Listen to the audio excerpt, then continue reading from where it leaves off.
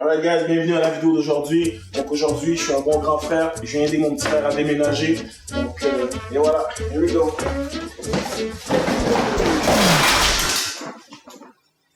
Oh.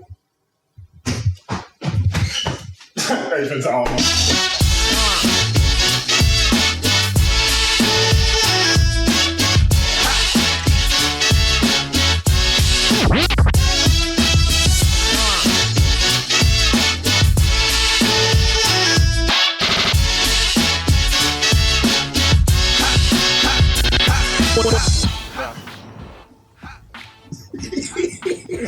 Alright guys, je sais pas si vous vous rappelez, je pense au vlog numéro 4 avec mes petits frères, je vous avais parlé qu'il y avait un autre de mes petits frères qui était au CFL Combine à Winnipeg.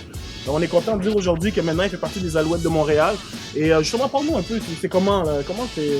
Je te dirais que d'être un petit gars qui a grandi à Laval, on a habité dans certains autres endroits dans la région de Montréal. Mais d'avoir joué avec les Loups de Cure-Antoine Abel, les Centurions d'Apollon de Montagne, après me rendre à Montmorency, après ça, l'Université d'Ottawa, d'avoir la chance de revenir jouer pour ma ville, c'est un feeling qui est incroyable.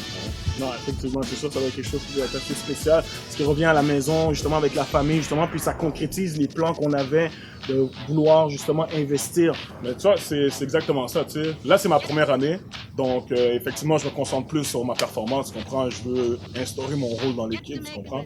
Mais oui, l'investissement est toujours quelque chose qui reste dans ma tête, parce que, en tant que tel, je performe sur le terrain, et l'année prochaine, je peux commencer à penser à plus investir avec mon grand frère, tu comprends? Mais cette année, je me concentre plus sur vraiment comme être sur le terrain, faire mes plaqués, performer, faire mon vidéo, tu comprends?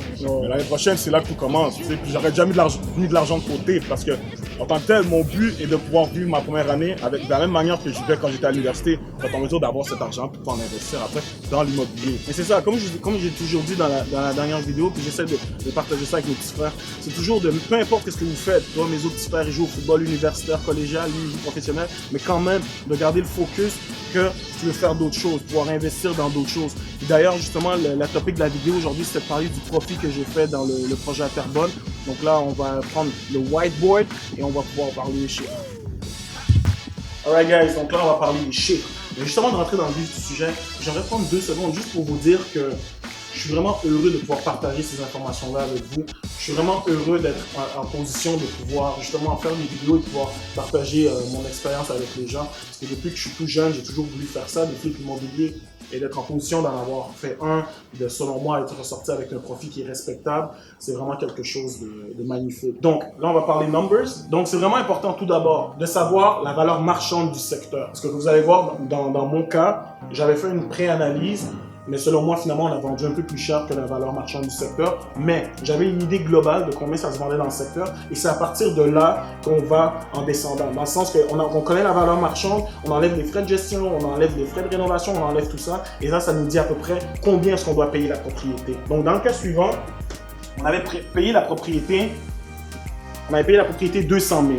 Okay? Donc, à 200 000, selon nous, j'étais capable de revendre la propriété à peu près à 280, 290. Et avec ça, selon moi, on s'en sortait avec pas un gros gain, mais au moins, on n'allait pas perdre d'argent. Ça, c'était l'objectif du départ. Mon objectif, c'était tout simplement de ne pas perdre d'argent, mais d'aller chercher de l'expérience. Ensuite, vous pouvez voir les frais. Donc, il y a les frais de rénovation, les frais de détention, les frais de clôture et les imprévus.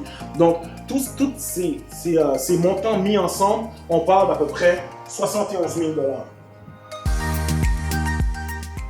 On a dépensé à peu près pour 71 000 $ dans tous ces frais-là.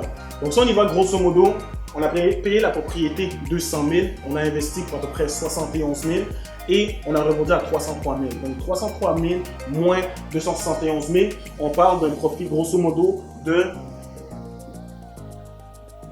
32 000 $. Donc ça, c'est selon moi un profit qui a été respectable pour un premier projet. On est ressorti là avec 32 000 $. À la base, on n'avait même pas l'intention de faire un gros profit. On parlait de 5 à 10 000 $ tout simplement pour aller chercher de l'expérience. Mais finalement, avec les analyses du marché, comme vous avez pu voir dans la vidéo numéro 5 avec Francis, on a été capable d'aller un peu plus haut que la valeur du marché. On est ressorti avec un bon profit.